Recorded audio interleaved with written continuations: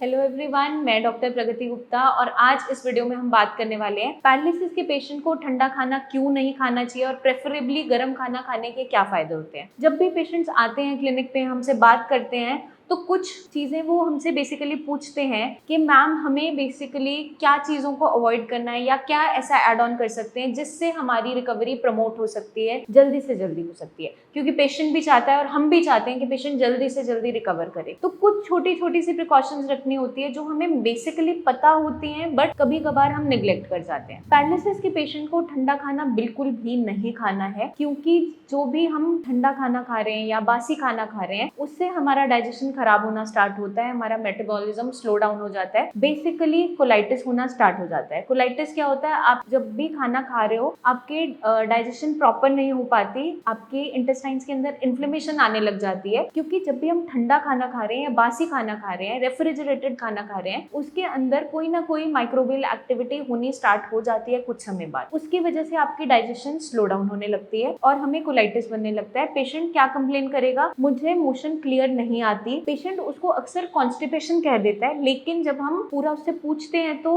क्या निकल कर मिलता है? हमें मिलता है कोलाइटिस। मतलब आपको मोशन एक बार में क्लियर ना होना, थोड़ी थोड़ी देर में आपको लगता है कि मुझे मोशन के लिए जाना है, इनकम्प्लीट इवैक्यूएशन बनी रहती है, आपको अच्छे से खुलकर पेट साफ नहीं होता और जो मोशन आती है वो स्टिकी आती है। वो आप कैसे उसको टेस्ट कर सकते हो? जब आप फ्लश करते हैं तो मोशन अच्छे से फ्लश आउट नहीं होगी, वो आपके पॉट पर स्टिक कर जाती है। ये आपका डायग्नोस करने का तरीका है कोलाइटिस का। आपकी काफ मसल्स में थकावट बनी रहती है, पेशेंट बहुत ज़्यादा कंप्लेन करता रहता है, मुझे प्यास बहुत ज़्यादा लग रही है, यूरिनेशन बढ़ जाती है। ये सारे सिम्टम्स आपके हैं कोलाइटिस के।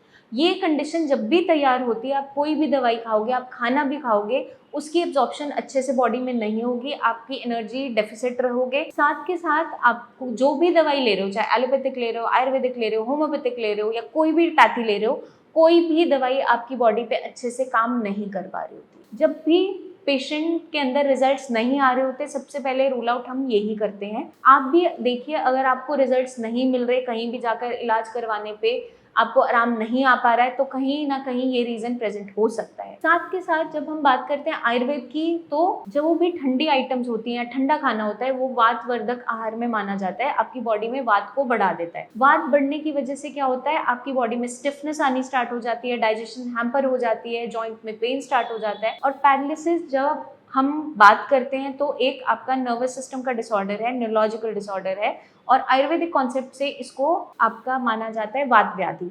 तो बेसिकली हमें इस टाइप का फूड अवॉइड करना है जो इसको ठीक होने से हमें रोके और कंडीशन को बहुत ज़्यादा खराब करना स्टार्ट करे। इसलिए हम एडवाइस करते हैं फ्रेशली कुक्ड होममेड खाना, जो आप अगर इस्तेमाल करते हो डेली डाइट में तो आपकी रिकवरी बेटर हो जाती है, क्योंकि आपकी डाइजेशन बेटर रहती है। साथ के साथ जो पेशेंट्स पैरालिसिस के होते हैं वो इनिशियल फेज में ज़्यादा चल फिर नहीं पा रहे होते हैं, बैठे रहते हैं या फिर बेड रिडन होते हैं। उस कंडीशन में आप जितना लाइट, ईजी टू डाइजेस्ट खाना लेंगे और साथ के साथ फ्रेशली होममेड रहेगा, तो उतना आपकी डाइजेशन अच्छी रहती है और आपकी जो भी मेडिसिन आप खा रहे हो उसकी एब्जॉर्प्शन भी बेटर रहती है। खाना जो खा रहे हो वो भी अच्छे से एब्जॉर्ब होता है और बॉडी में अच्छी ताकत देता है। तो हमें लाइट सोर्स ऑफ प्रोटीन लेना है बट आपकी बॉडी को जो ताकत भी दे। तो आपकी मूंग की दाल बहुत अच्छा रोल प्ले करती है। फिश भी आपकी, अगर आप मिक्स करके लेते हो, दाल के साथ कुक करके लेते हो या ग्रिल्ड फॉर्म में लेते हो, थोड़ी सी पोर्शन भी लेते हो, तो वो इजीली डाइजेस्ट भी हो जाती है, साथ के साथ एनर्जी भी देती है as compared to red meat. इसलिए रेड मीट मना होता है आपका